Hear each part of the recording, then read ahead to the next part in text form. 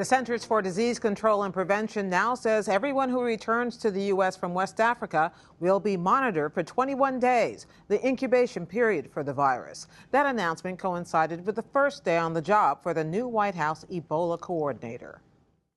And finally, we also Ron Klain was named Ebola Response Coordinator Friday and appeared for his first official day at work at a White House meeting with the president today.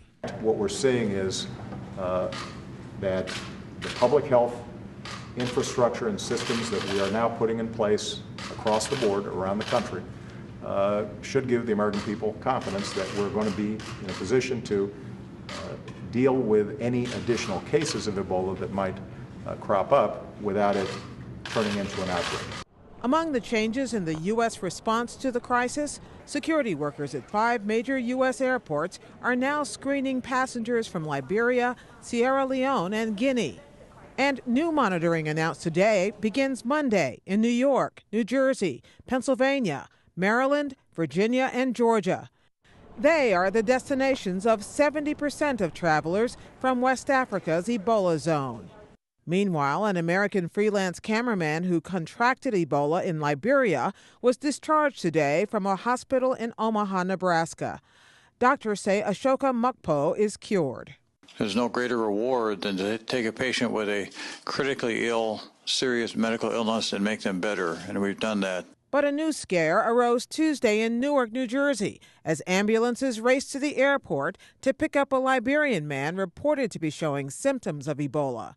But that was a false alarm. Governor Chris Christie says they followed protocol. He is now asymptomatic. There is no indication at this point that he has been infected with the virus. Dozens of Ebola survivors in Sierra Leone were also released from a treatment center, virus-free. They received certificates showing they're now healthy. All told, the World Health Organization reported today Ebola has killed more than 4,800 people in West Africa, out of nearly 10,000 cases. Still, the head of the International Red Cross argued today against closing borders or banning travel. It creates a lot of fear and extreme panic that sometimes, does lead to very irrational, type of behaviors and measures, like closing borders, canceling flights, isolating countries, etc.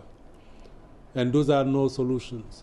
The official said he believes the epidemic can be contained within 4 to 6 months. And the race to find a vaccine continued. 2 companies, GlaxoSmithKline and Johnson & Johnson, said today they're discussing a possible collaboration.